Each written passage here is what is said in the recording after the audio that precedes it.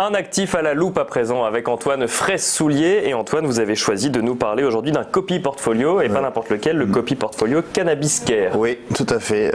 C'est vrai que eToro se veut quand même une entreprise qui disrupte le marché, qui est assez avant-gardiste et à la pointe de la technologie. Et c'est vrai que on a lancé plusieurs copy portfolio. Donc ce sont des portefeuilles thématiques qui répliquent et qui permettent de s'exposer à une thématique particulière.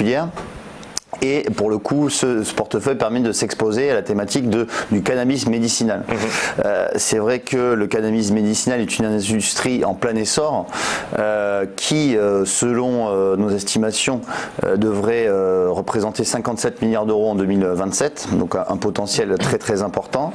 Et c'est vrai que des pays comme les États-Unis et le Canada sont vraiment avant-gardistes et ont légalisé donc dans quasiment tous leurs États le cannabis médicinal, puisqu'ils ont vu toutes les vertus qu'il y avait, notamment les vertus thérapeutiques qu'il y avait concernant le cannabis médicinal.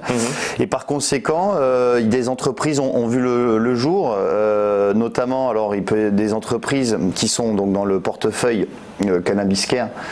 Donc essentiellement des entreprises nord-américaines. Alors si je comprends bien. effectivement, l'exposition va être à 50% États-Unis, 40% Canada et 10% Royaume-Uni.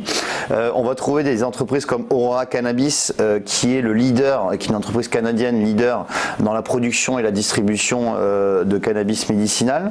On va trouver également des sociétés comme AbbVie, qui lui fabrique un médicament à base de cannabis appelé le Marinol et qui permet de traiter l'appétit et le poids et la perte de poids associée à des maladies comme le VIH ou le cancer.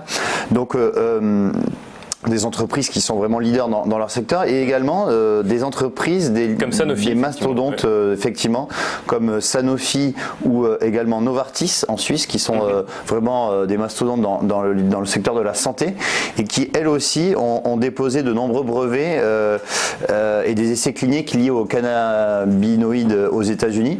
Donc ça permet également aussi de diversifier le portefeuille, puisque ce portefeuille est donc composé de 12 sociétés équipondéré, c'est-à-dire la pondération, le poids de chaque ligne est le même à 8,33 comme vous pouvez le voir.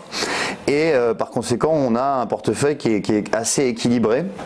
Alors si on regarde en termes de statistiques, on va voir que les performances sont plutôt moyennes depuis 4 mois, même si le portefeuille arrive à être quasiment flat depuis le début de l'année. On a effectivement depuis 4 mois un marché qui s'essouffle, puisqu'on a une perte à peu près de plus de 30%. Mais c'est pour ça aussi que j'en parle, parce que effectivement, lorsqu'on doit investir dans n'importe quel actif, il faut jamais investir au plus haut, il faut attendre souvent des retours et des replis pour investir. Et là, il semblerait qu'on est tout de même sur un trend qui est plutôt positif à long terme. D'accord. Et là, on peut profiter justement de ce repli pour revenir sur ce portefeuille thématique.